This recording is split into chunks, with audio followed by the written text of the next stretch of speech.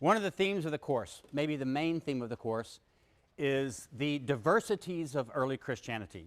In fact, a lot of scholars like to talk about not Christianity in the first 100 years, but Christianities. This is one of the themes also of Bart Ehrman's textbook, so you should have picked up on this. There's lots of different kinds of Christianities, and we'll be talking about those kinds. Right. Today, we get to one of the most interesting differences to most people because most modern people are not at all familiar with the Gospel of Thomas.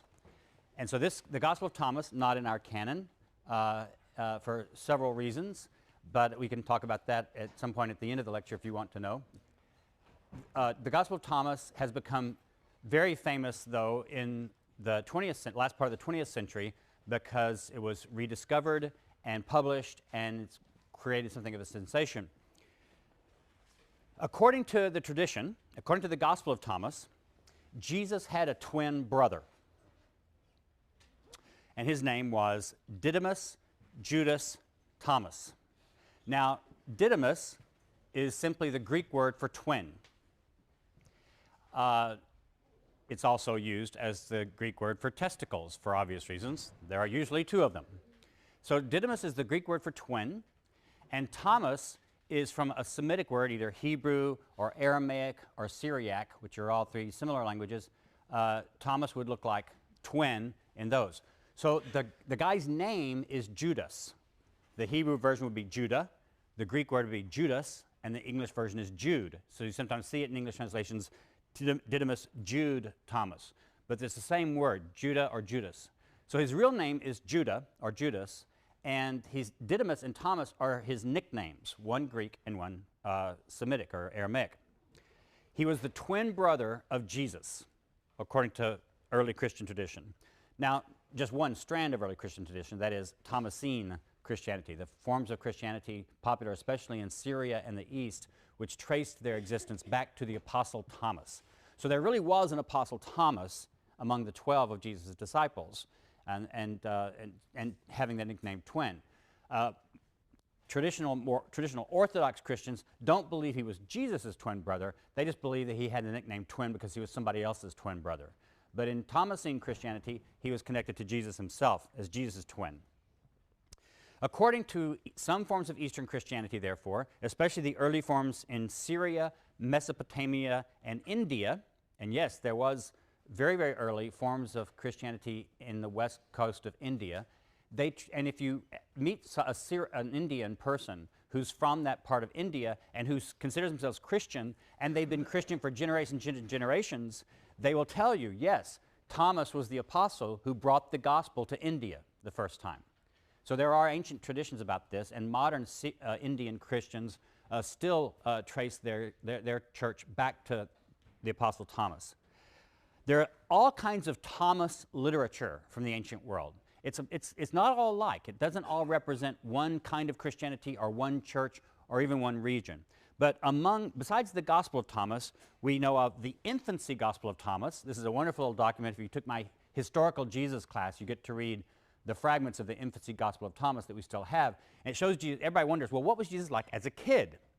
You know, what games did he play? Did he play cops and robbers? Did he play with dolls? You know, what did Jesus do as a kid? Well, Thomas tells you. It tells you, for example, that he made a bunch of clay pigeons, and when this Jew, it's kind of an anti-Jewish document, this Jew comes up and says, you're not supposed to be doing that on the Sabbath, so Jesus claps his hands and the pigeons all fly off. The clay pigeons fly off. Or when one of his buddies, he gets mad at one of his buddies, so he strikes the kid dead and then has to raise the kid up again. When one of his teachers criticizes him, he says, "What do you know, you bimbo?" and strikes the teacher dumb and blind or something. You know, so Jesus as a little kid in the Gospel of Thomas, in the Infancy Gospel of Thomas, is kind of a little rat, but that's the way people imagined him as a child. So there's the Infancy Gospel of Thomas. There's the Acts of Thomas, which are very interesting. Thomas comes across as very anti-marriage, anti-family. There's the Hymn of the Pearl, or the hymn, as it's also called, the Hymn of Jude Thomas the Apostle in the Country of the Indians. Same document. We tend to call it the Hymn of the Pearl. There's the Book of Thomas, the Contender Writing to the Perfect. So all of these different texts sprang up in early Christianity, most of them in the 2nd century, The 2nd century was a time of a lot of Christian literature arising in different places that didn't make it into the Bible. Before the discovery, though, of the Nag Hammadi codices, and you probably already know how to spell Nag Hammadi because you've seen it in your textbook. It's just the name of a village in modern Egypt. I don't remember how many I's and D's and M's and D's it has, but it's something like that. That's that right? Dylan, who is one of our teaching assistants, he's an expert on all this stuff, so he can correct me. Nag Hammadi is a village in Egypt, and in 1945, while they were digging for some clay and that sort of thing, some Egyptian peasant found 13 large books. Remember, the word codex or codices I talked about in one of the early lectures means the kind of book that has pages and all sewn up on one side to distinguish it from a book that's in a scroll form. So by this time he found these books. They had been buried there probably sometime in the 4th century, so in the 300s, and they'd probably been hidden there because that's about the time that certain forms of Christianity were being outlawed and declared heretical. There are 13 of these big books, and it's right along the Nile River, and we call these the Nag Hammadi Library or the Nag Hammadi Corpus, the Nag Hammadi text. That's just because the modern village near where they were found is Nag Hammadi. Before this 1945 discovery, and the Gospel of Thomas is one of many, many different texts that were discovered in this library of material. Before this, we knew that there was a Gospel of Thomas because early Christian writers would talk about it, usually to condemn it. And we had a few papyrus fragments, 3 papyrus fragments, that had Greek versions of just parts of the Gospel of Thomas, just pieces of it, from Oxyrhynchus, Egypt. But the Nag Hammadi discovery was really very, very exciting because it greatly increased our knowledge of some forms of Christianity that the only thing we had known about them was by Orthodox writers condemning it. And you know, when one kind of writer is condemning another bunch of people, you can't necessarily trust what they say.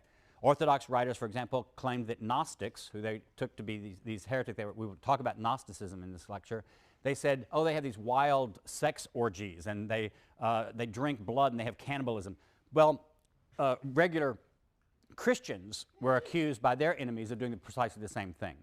So we don't believe everything, but when we found these Nag Hammadi texts, we had sort of first-hand texts from these people who understood Christianity differently than what would come to be Orthodox Christianity. Now, the modern study of Gnosticism, therefore, has been completely revolutionized by this study because it brought to light a complete version of the Gospel of Thomas, although it was in Coptic translation of the Greek. It was originally written in Greek, translated into Coptic, which is an ancient Egyptian language. But it also brought to light all these other texts, not all by the same people, not all reflecting the same views. Some of them, for example, are just pieces of Plato or parts of the Bible and that sort of thing. These texts, as I said, were the texts we actually have, the Nag Hammadi codices, were written around the time 350, and we know this because the cardboard that was used to bind these things was made out of papyrus fragments and paper fragments that were older. So by dating some of the pieces of paper that were used to make the cardboard that bound these things, we can tell when at least these books were put together. But we think that a lot of these texts were actually written in the 2nd century, and the Gospel of Thomas, most scholars would say, is written before the year 200. Some scholars believe that the Gospel of Thomas goes all the way back to the 1st century and may even be as early as Mark or Q or even earlier. I think probably the majority of scholars don't believe that. I think the majority of us believe that the Gospel of Thomas was probably first written in Greek in the first half of the 2nd century, so it's between 100 and 150. But we don't really know. It's just a complete guess.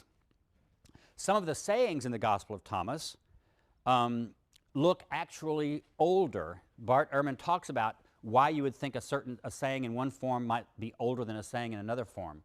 And that's debatable, but some of us, if we just compare the sayings side by side, those in the Gospel of Thomas, to some people would say, well, this looks actually like an older version of this saying of Jesus, or an older version of a parable of Jesus that we find in Matthew or Mark. And so some people have said, even if the Gospel of Thomas itself comes from the 2nd century, it may well contain what are more ancient versions of sayings of Jesus. This is why when people do historical Jesus research, that is, trying to figure out from the multiple Gospels that we have, what did the historical Jesus really say and really do, historically determined, people will use the Gospel of Thomas sometimes to say, well, this is actually more likely what Jesus actually, close to what Jesus actually said, and the canonical Gospel writers have edited it up a bit. So it's very debatable about that, but that's part of the value of the Gospel of Thomas, is that for a lot of scholars, we believe it takes us back at least to close to the time of Jesus in some of its sayings, but not necessarily in all of its sayings. There are 114 sayings, as you by now know, in the Gospel of Thomas, and as I said last time, scholars like to use 2-bit words when 1-bit words would do just as well. So instead of calling these sayings, you will often see them called logia. That's the plural. Logion is the singular. Logion is just Greek for a saying. So logia is just Greek for sayings. So often in scholarship, in your textbook, sometimes it'll say Logion 114 from the Gospel of Thomas. And that just means saying 114. There are 114 of them, and in fact, they're introduced, the Gospel is introduced by just the words, these are the obscure or the hidden sayings that the living Jesus uttered and which Didymus, Jude, Thomas wrote down. So it gives you sort of its little title right there at the beginning. Notice, there's no passion narrative. There's no description of the death of Jesus. There's no resurrection. And actually, most people think that Jesus speaks as if he's already been resurrected. So does this author intend us to think that this is the post-resurrection Jesus, or did he just assume that even before his death, Jesus just talked this way? You have to use your imagination because the author doesn't really tell us much. Now, comparisons with other Gospels. Get out your text, your Gospel of Thomas, and read with me through some of these things. Look at Logion 9. This is the parable of the sower. Jesus said, listen, a sower came forth, took a handful, and cast. Now some fell from the pathway, and the birds came and picked them out. Others fell on a rock, but they did not take root in the soil and did not send up ears. Others fell upon the thorns, and they choked the seed, and the grubs devoured them. And others fell upon good soil, and it sent up good crops, and yielded 60 per measure and 120 per measure. That's actually an example of when you have a saying that sounds more primitive, perhaps, in this gospel, because notice how that saying is shorter and a bit simpler than the same parable would be in either Matthew or Luke. An example of why some people say, well, maybe it's more primitive. That one sounds very, very much like what you've got already in the canonical gospel, so it should sound familiar to you. Look at the number 8 right above that. What human beings resemble is an intelligent fisherman who, having cast his net into the sea, pulled up the net out of the sea full of little fish. The intelligent fisherman, upon finding among them a fine large fish, threw all the little fish back into the sea, choosing without any effort the big fish. Whoever has ears to hear should listen. Now this translation, I'm reading from Bentley Layton's translation. He's a professor in our department. He's very famous as one of the top coptologists in the world, and so I'm using his translation of this. But that whoever has ears to hear should listen, even though the translation makes it sound slightly different, that's just exactly the same thing as you see in the Gospels. Let him who have ears to hear, hear. Layton just decided to translate it in a bit more colloquial English version. So that's just like what you would find practically in the other Gospels. Look in 30, saying 30. Jesus said, where there are 3 divine beings, they are divine. Where there are 2 or 1, I myself dwell with that person. That sounds a bit more odd, doesn't it? It sounds a bit like a saying of Jesus in the Gospels that says, wherever 2 or 3 are gathered together, I am there in the midst of them. But what is this about divine beings? Where there are 3 divine beings, they are divine. Where there are 2 or 1, I myself dwell with that person. It's a puzzle. You can tell how it's similar, but not exactly like the Synoptic Gospels. Look at saying 48. Jesus said, if 2 make peace with one another within a single house, they will say to a mountain, go elsewhere, and it will go elsewhere. Does anybody remember what the Synoptic version of that saying says? Anybody know your Bible well enough? Yes, sir? If you have faith the size of a mustard seed, you can tell a mountain to move and it will go. That's right. If you have faith the size of a mustard seed, you can tell a mountain to remove itself and it'll go. So it's in this thing about 2 making peace another within a house. So it's the peacemaking that seems to give the power. 86.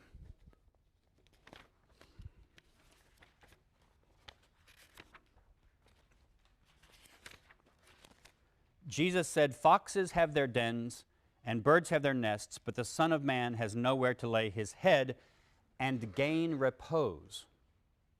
Now that sounds funny. Up until the last couple of words, it sounded just like the Synoptic Gospels, but this, at least Leighton is translated, and it doesn't just say, "and get rest," and rest, lay his head and rest.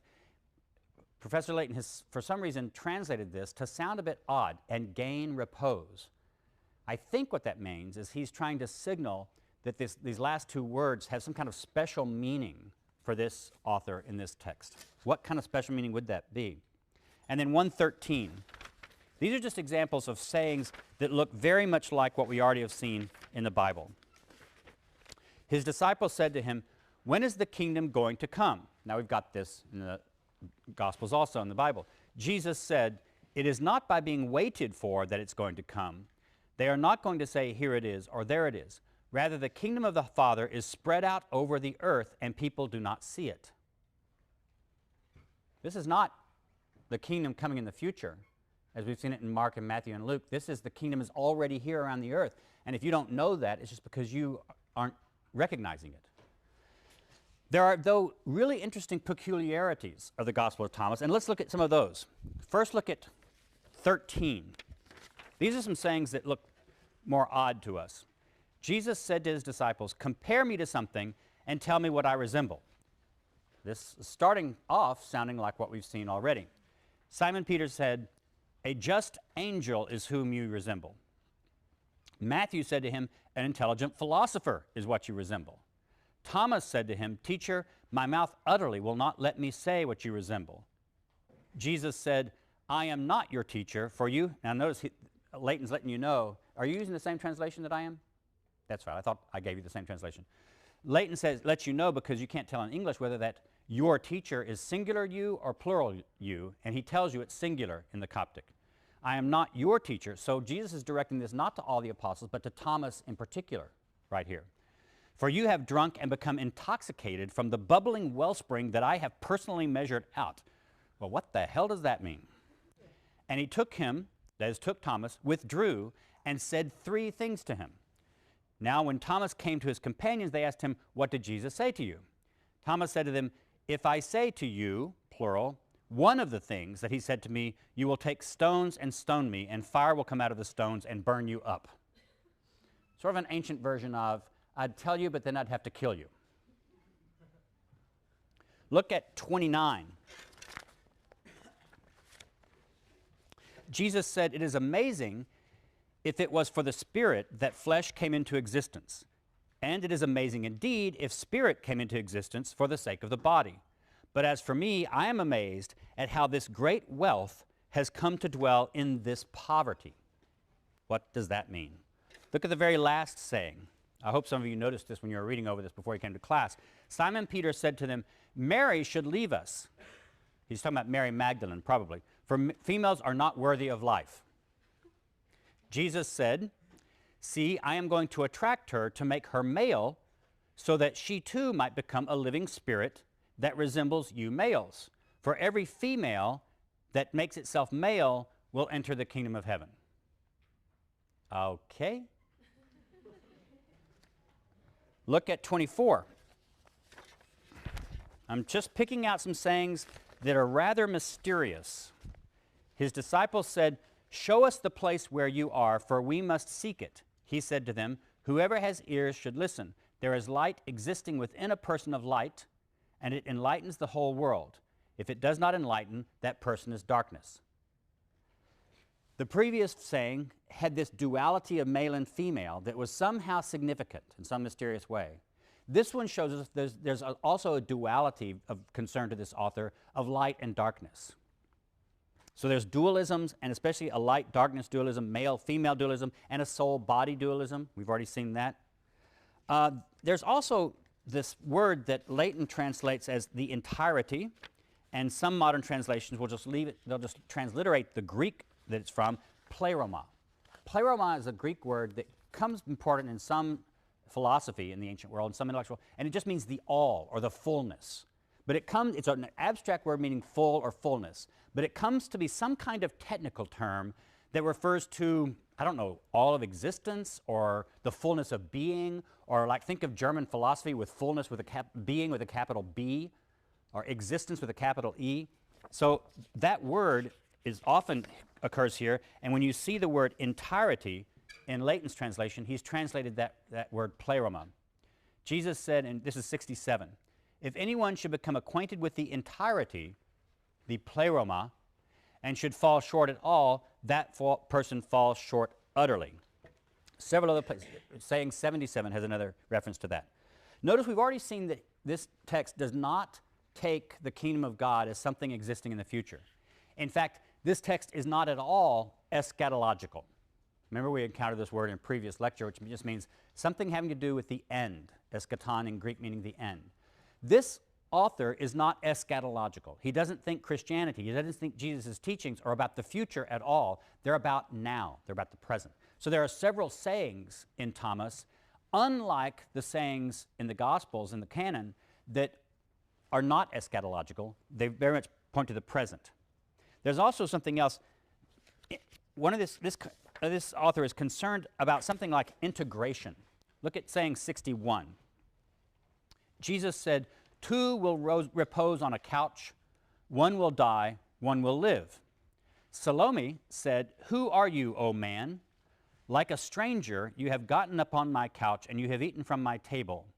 Jesus said to her, it is I who come from that which is integrated. I come from that which is one. I come from that which is not divided. I was given some of the things of my Father. She apparently, there's a lot of holes in the text where you see those dots, and that's showing that there are lacunae, that is just holes in the actual document that that we get this from. So there are gaps in the text. I am your female disciple, she seems to say to him at some point. And then eventually he seems to answer, therefore I say that such a person, once integrated, will become full of light. But such a person, once divided, will become full of darkness. So there's a divided, integrated dualism that's going on in this text also. The kingdom is invisible. I think I've already pointed this out. The idea is that the kingdom is not something you say, look, it's over there, or look, it's here. 1:13, I've already read that. The kingdom of the Father is spread out over the earth, but most people don't see it. And then look at saying 3, right at the very beginning. Jesus said, if those who lead you say to you, see, the kingdom is in heaven, then the birds of heaven will precede you. If they say to you, it is in the sea, then the fish will precede you. But the kingdom is inside of you, and it is outside of you.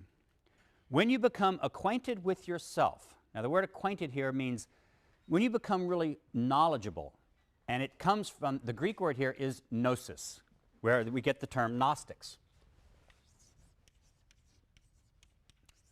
That Greek word means gnosis, but it means gnosis in some kinds of technical way in these documents, which is, it's not something you just know with your head. It's something you really, really know. And so to express that, Professor Leighton usually translates this word as acquaintance, or becoming acquainted with it. When you become acquainted with yourselves, then you will be recognized, and you will understand that it is you who are children of the living Father. But if you do not become acquainted with yourself, if you don't have gnosis of yourself, then you are in poverty, and it is you who are the poverty. What is all this going on? These things are things that sound a bit familiar, and we might be able to figure them out because these are themes. You can tell that there are themes of light and darkness, poor and riches, inside and out, soul and body, spirit and body, male and female. But there are some sayings that are just really inscrutable. Look at saying 7. Jesus said, blessed is the lion that the human being will devour, so that the lion becomes human. And cursed is the human being that the lion devours, and the lion will become human. What does that mean? I have no clue. And that's really honest. Look at 15.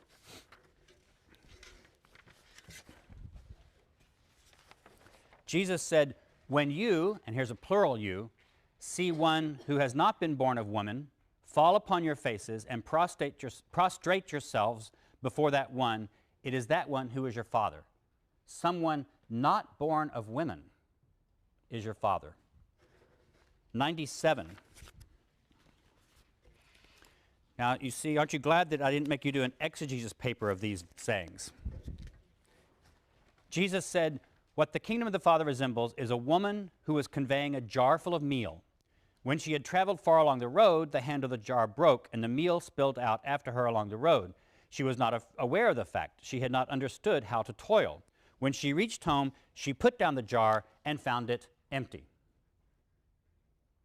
How profound, Jesus. She lost her meal, and she found her jar empty when she got home. Okay. 98, right below that. Jesus said, what the kingdom of the Father resembles is a man who wanted to assassinate a member of court. At home, he drew the dagger and stabbed it into the wall in order to know whether his hand would be firm. Next, he murdered the member of court. That's what the kingdom is like. Now you know exactly what the kingdom is like, right? 105. Jesus said, whoever is acquainted with the father and the mother will be called the offspring of a prostitute. All right, what's going on here? This document has caused and still causes all kinds of debate among scholars. You could go online right now and you will see tons and tons and tons of stuff written about the Gospel of Thomas, some by real scholars and intelligent, wise people like me, although I've actually never written about the Gospel of Thomas because I don't want to get in that mess. But I have good scholarly friends who publish on the Gospel of Thomas and argue their theories. Others by just absolute kooks who are using the Gospel of Thomas for all kind of experimental spirituality and religion and, mind stuff. I'm trying to watch my language. So, but then you'll also have, even if you took very reputable scholars, you will have wide differences of opinion. And one of the big differences of opinion right now, when the Gospel of Thomas first became published, people are sort of talking about it as, oh, this is a Gnostic gospel. It represents a form of Gnosticism, which I'll explain in a moment. Other people have said, no, it's not Gnostic. It doesn't have all the main things that we look for. In fact, they've even said we shouldn't even use this term Gnosticism anymore because it doesn't refer to anything we can actually locate in the ancient world. It refers to a whole bunch of different things, and nobody can come up with a good definition of Gnosticism or the Gnostic church. So scholars right now, some scholars will say, let's get rid of the term entirely and call it something else, whatever it is this thing is. Others continue to use the term. Bart Ehrman wrote your textbook, if you'll notice. He goes ahead and sort of takes the Gospel of Thomas as representing some kind of Gnosticism, but maybe not all of whatever would be called Gnosticism, and he admits that there's a big debate. Now I'm going to, a little bit of terminology. I've already told you what the term Gnostic comes from, this word gnosis. And the word Gnostikos was used by some people in the ancient world to refer to themselves, but they didn't necessarily mean by that they were in some kind of sect called Gnosticism. For example, Clement of Alexandria, who wrote around the year 200, a very famous early Christian scholar, considered by later Christianity to be perfectly orthodox. He talked about Gnostic Christians and thought he was himself a Gnostic Christian. And what he meant by that apparently was just that he was one of the more knowledgeable. He was one of the more wise Christians. He was in the know. And he seems also to have had an idea that there were two kinds of Christian knowledge. There's public knowledge that all Christians have, and then there's special kind of hidden knowledge, esoteric knowledge that only certain kinds of Christians have. And so this idea that you have esoteric knowledge would be called a Gnostic kind of notion. So there are even Orthodox Christians who might use the term Gnostic in the 2nd century to refer even to themselves. So that's just what the word Gnostic often meant. It would have looked a bit weird to an ancient Greek speaker, but it would have been understandable as simply a knowing person. There are other terms, though, that I want to talk about. I've already mentioned, I believe, the term proto-Orthodox.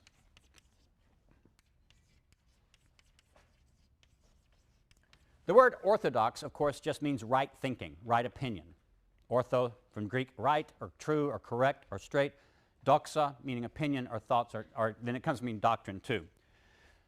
The problem with using the word orthodox is that the opposite of orthodox is usually heresy.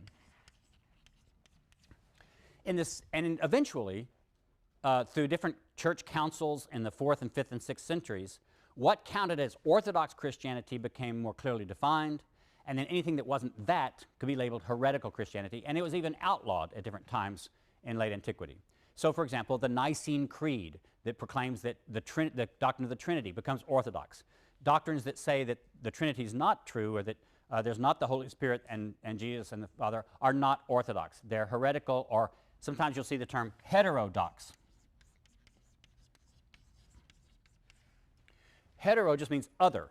So it's not ortho, it's other. So Orthodox, though, the problem is we can't retroject that term easily back into the 2nd century, because in the 2nd century there are tons of different Christians and tons of different churches that had many different views, and they didn't all agree. Some people were sort of experimenting with the doctrine of the Trinity, but a lot of Christians wouldn't have recognized the doctrine of the Trinity in the 2nd century. Some people believed that Jesus was fully divine. Other people believed, no, he was fully human but not divine. Some people believed he was both. Some people believed he was a mixture of both. Some believed that sometimes he was one, sometimes he was the other. We'll come back to this issue of what did people believe Jesus was, and that's the doctrine of Christology. What do you believe about Christ? But right now I'm just going to tell you that we call Christians in the 2nd century and the 1st century proto-Orthodox, because we know that calling them Orthodox is anachronistic in this time, because there wasn't two clearly delineable Orthodox and heretical groups or churches. Proto just means earlier than, or the first. So a lot of scholars, Bart Ehrman is one of them, uses this term proto-Orthodox, and all it means is those Christians living in the 1st or 2nd century whose views happened to win out eventually. They happened to hold views that would eventually be the winners in the fight between orthodoxy and heresy, and be declared Orthodox or correct Christianity. So proto-Orthodox, there was no Christian running around in the 2nd century calling himself a proto-Orthodox Christian. They didn't know they were proto-Orthodox yet. But their views eventually won out. So these different terms will come over and over again. Proto-Orthodox just means someone who sort of had correct Christological views, that is, correct by later standards, but they held them before these standards had won out in the debate. Ancient Gnosticism, if you want to call it that, does not seem to have been one church. What I'm going to call Gnosticism is an intellectual movement that seems to have been around beginning in the 2nd century, certainly, and becomes important through the 2nd, 3rd, and 4th centuries. It's not a church or an institution in the sense that we doubt that you could have walked into, say, the town of Antioch and looked for the Gnostic church. It seems like the people who wrote these documents and collected these materials that we find in the Nag Hammadi text and the Gospel of Thomas, they seem to have been intellectuals who were impressed with Jesus, impressed with the Jewish scripture in a lot of cases, impressed with a lot of the teachings of Christianity, but they interpreted them through the eyes of a certain popular Platonism at the time. That is, they seem to have been influenced by different philosophical views and also just different intellectual views.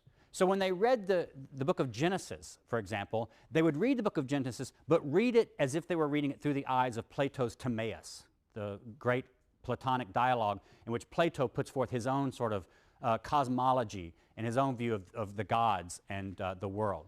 So some of their writings sound like they were reading basically good scripture, but reading it through the eyes of certain kinds of philosophy.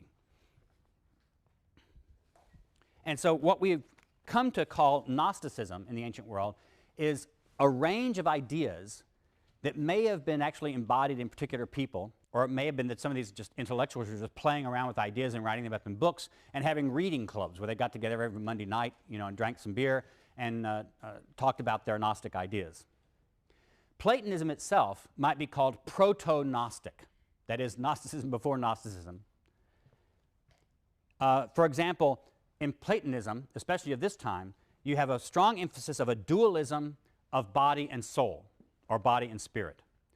And in that dualism, often the body or the materiality, the fleshly existence, the harder matter of things, becomes less good, sometimes even probably bordering on evil in some people's thought, and spirit or the soul or the mind is the good thing. So you have a mind-body dualism, of body and soul dualism. And often there's a deprecation of the body and a deprecation of matter as morally inferior. Now, why would matter be considered inferior to non-material substance? Because what happens to your body eventually? You all have gorgeous bodies now, but eventually you're going to look like me. Your hair is going to fall out, your ears going to get too big, your nose won't stop growing, and then eventually you'll even get beyond me, and you'll die, and you'll rot, and you'll disappear. The body is material, and the ancient thinkers all knew that matter passes away. Anything that is material is going to pass away and be destroyed and be gone. But things that are not material, like ideas, an idea, the great thing about an idea is that it never need die. So the spirit or the soul in Platonic theory was superior to material stuff because, and it was the only thing that could live forever, be infinite. They also sometimes you see, especially in later Platonism, the idea that not only is the body temporary, not eternal, and passing away, but the body is also a prison because your spirit, they believed, wants to get out of the body. Aren't you frustrated that you can't just escape your body and go off and go someplace else for a while and zoom out of your body and go to Argentina for the weekend? You know, not have to pay for airfare? Or, you know, so the idea was that the body imprisons your spirit and your soul. And this comes to be a part of Platonism at the time. So what scholars will call basic Gnosticism includes some basic themes that they hold in common. First, the world itself, which is material, is evil. Salvation, therefore, from the world must be escape from this physical world into something else. Gross materiality is not only temporary in some texts, but even bad. It's evil. And salvation, therefore, must be the knowledge of how you, that is the real you, your brain, not your brain, your mind or your soul or your spirit, not your body, that real you is existing in this material body, but salvation will be if it can learn how to escape the body and escape materiality. That salvation will become by knowledge, and that knowledge is a secret. Not everybody knows it. So only a few people know it. The content of this knowledge is related to human origins and destination. So sometimes you get these elaborate myths developed in some of these texts. Let's say that the supreme God is, in fact, has no name, is not a particular thing. It's this thought. It's just thinking. It's just abstract thinking. That thinking thinks. Well, what does the thinking thing think? The thinking thinks thoughts. Those thoughts start becoming emanations out of the thinking. And then those emanations think and emanate, and those become lesser beings still. And so the different divine beings, there are lots of divine beings that exist in the universe, and by thinking and being, they emanate inferior forms of being after themselves. And eventually, what happened is those inferior forms of being get less good and less like the most ultimate being. And one of them, according to one myth, Sophia, which means wisdom, it's a female name, but it also means wisdom. Sophia decides she wants to emanate, and she's supposed to do that with a male consort, because by this time these beings have male and female versions of themselves. She's supposed to only emanate or procreate by doing so with her male consort. She decides she wants to be like the supreme God and be able to emanate on her own. So she puts out a being on her own. In other words, she sort of gives birth without needing a man. Just the female principle. Well, of course, when you do that, you end up with a monster. So the being that came out of Sophia ended up being a clumsy, maybe evil god. All of these are divine beings. That god decided at some point he wanted to create things, and so he didn't really do it very well. So he made our earth. He made the world as we know it. He made little human beings like you, just out of dirt and clay. And that's why, you know, we were all creation, not of the supreme God who would do nothing imperfect, but of some stumbling or evil, at least clumsy God who made us. That explains why, you know, things go wrong. Why is it that my arthritis acts up all the time? Couldn't God have made a human body that didn't have arthritis?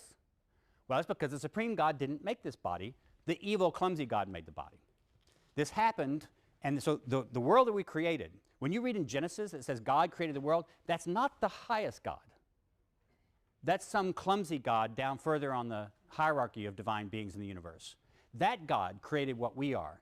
Now, what happened was at some point, either Sophia or some other beings, they got sorry for all of us clay-like mud people. And somehow a little spark of the divine itself either fell down or got cut up or put in our bodies, or God placed in our bodies or blew it into our bodies.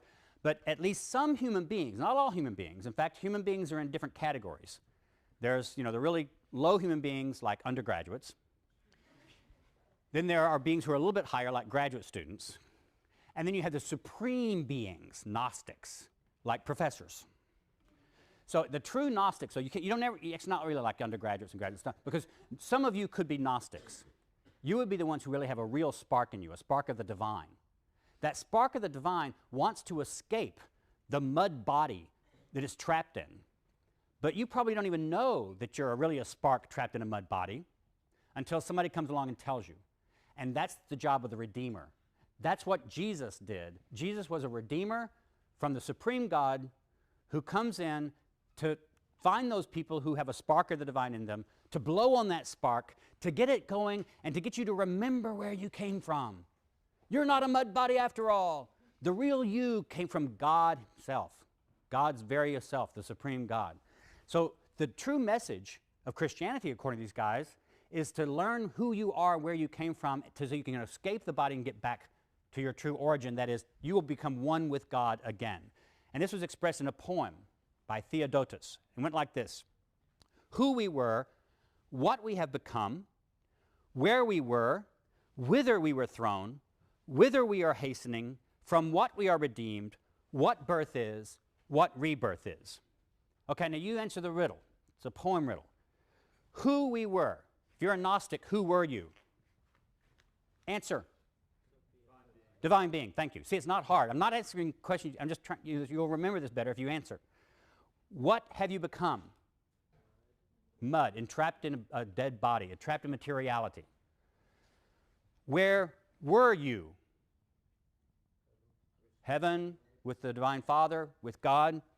Whither we were thrown. Where have you been thrown? Into the earth, into the world, into materiality. Where are you hastening? Where are you going in such a hurry? Back to the divine God. What are you redeemed from? You're redeemed from Jesus? The material world. You're redeemed from being embodied. What is birth? In this system, what is birth? Damnation, death. When you're born, your spark is entrapped in your body. That's not a good thing. You shouldn't be celebrating your birthday, for crying out loud. That's like celebrating when you were thrown in prison. And what is rebirth? Death, or learning your true self. Learning that the true self won't die at all. So this learning is your rebirth. So the little poem is a riddle that contains these doctrines within itself. So here's the true self. The spark of light is trapped in an alien body with all its sensual passions. Sex, therefore, sensual desire, erotic desire, is a bad thing, it's an evil thing, because you're just trying to trap more sparks into more mud bodies. You're just creating more sparks trapped in mud bodies when you have sex. Evil powers exist, all the different gods that were emanated, a bunch of those are evil, and they fly around the sky in the heavens, and they try to keep the true self asleep or drunk in order to keep the evil world together. In other words, they don't want you to learn, and they don't want your spark to be able to fly through. But really wise guys like me, we have the secrets, and I can give you words, clues, secrets, that if you know those things, you can use these secrets to unlock the gates that lead back to God. So this is kind of a common storyline or myth. There's a hymn of the pearl that I mentioned before, which basically tells this, that a king of the east sends a royal prince by way of the region of Messene to Egypt in order to get a precious pearl, which is being guarded by a fierce dragon. Yeah. It's like a video game, right? The prince is poisoned, or actually drugged would be a better accurate translation, and made intoxicated by the Egyptians. But he, the prince, is awakened by a message from the king. He, the prince, takes the pearl by defeating the dragon with the name of his father, and returns to the east, where he puts on a robe of knowledge, gnosis, and ascends to the king's palace, entering the realm of peace and living happily forever after. It's a nice little fable about a prince who goes to a foreign land, finds the thing of value, defeats the evil purposes, and goes back. So some people, therefore, have read the Gospel of Thomas as being precisely this kind of, that some of the sayings of the Gospel of Thomas make sense if you presuppose these mythological structures and ideas. And again, some scholars would say, well, you're just putting together, as a modern scholar, a bunch of disparate kind of texts and ideas and putting them in a system. Well, yes, that's where I disagree with some people, because I want to say I believe that there's enough commonalities between enough documents that we can say that there were people who had these kinds of common ideas. And this basic structure that I've called the Gnostic structure, the Gnostic myth, certainly influenced ancient writings of some sort, and there was some kinds of Christianity that were heavily influenced by this. So, for example, look back to Thomas for our last closing minutes, and let's read some of these sayings that sound puzzling to us. And if we assume this myth, maybe we'll read them differently. Look at 21. Mary said to Jesus, "What do your disciples resemble?" He said, "What they resemble is children living in a plot of land that is not theirs. When the owners of the land come, they will say, 'Surrender our land to us.' They, for their part, strip naked in their presence in order to give it back to them, and they give them back their land." It could be an allegory. Who are the owners of the land? The evil powers that rule the earth. Who are the children? Who are the real disciples of Jesus? Those people who know enough to say, when the earth is demanded of you, when your body is demanded of you by these evil powers, give it up. Just give it. It's not valuable anyway. Look at 24. His disciples said, "Show us the place where you are, for we must seek it." He said to them, "Whoever has ears should listen. There is a light existing within a person of light, and it enlightens the whole world. If it does not enlighten, that person is darkness." Remember how I said some people are just dark people? They're just mud people. But some people have a light in them, and what it means to become a true Gnostic is to learn that you are one who has that light. 37. His disciples said, "When will you be shown forth to us, and when shall we behold you?" Jesus said, "When you strip naked without being ashamed, and take your garments and put them under your feet like little children and tread upon them, then you will see the child of the living, and you will not be afraid." Okay, what's the Gnostic interpretation of that? Stripping the material world off yourself. When you strip your soul, your spark of the body, when you realize that it's not the real you, and you come to know the real you, that's what's going to happen. 56. Jesus said, "Whoever has become acquainted with the world has found a corpse, and the world is not worthy of the one who has found the corpse." The world is just a dead body. So all of these, there are several of the sayings that if you go back through the Gospel of Thomas, with some of this background information I've given you of these ancient myths and ideas, some of these sayings seem to fit that myth and fit that notion.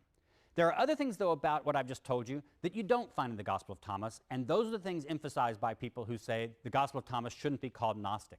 For example, there's no mention in here of an evil God that creates the world, like you find in some of these Nag Hammadi texts. You have the Father, you have apparently the good God, you have Jesus, but there's no emphasis on creation here as being a bad thing. So some people have said that's one of the fundamental things about the Gnostic myths, and it's not in the Gospel of Thomas. Therefore, the Gospel of Thomas is not Gnostic. There are also simply no string of myths and evil gods' names, which you often find in the text from Nag Hammadi. So some scholars would say the Gospel of Thomas may have some things in common with Platonism of the time, maybe even something in common with certain Gnostics, but it itself is not. But if you take the Gospel of Thomas as representing those ideas, then Jesus comes across, the Christology of the Gospel of Thomas becomes something different from the Christology of the other texts, or at least Matthew, Mark, and Luke. As we'll see, the Gospel of John looks a lot more like this than the Synoptic Gospels did. But Jesus becomes this Redeemer figure, this Gnostic Redeemer figure who comes into the world of materiality in order to find those who have sparks of light to blow on their sparks of light, to transmit hidden knowledge to them so they can get back. And if you'll stay with me the rest of the semester, maybe I can give you those secrets and you can escape your mud bodies too. All right? You have your sections this week. By tomorrow, they'll be up online at the classes server, the different instructions for the rest of the sections, and you'll need to look at that because at your section on Thursday or Friday, you'll need to choose which day and which topic you'll do your paper for. So that will be online by tomorrow morning. Thank you. See you next time.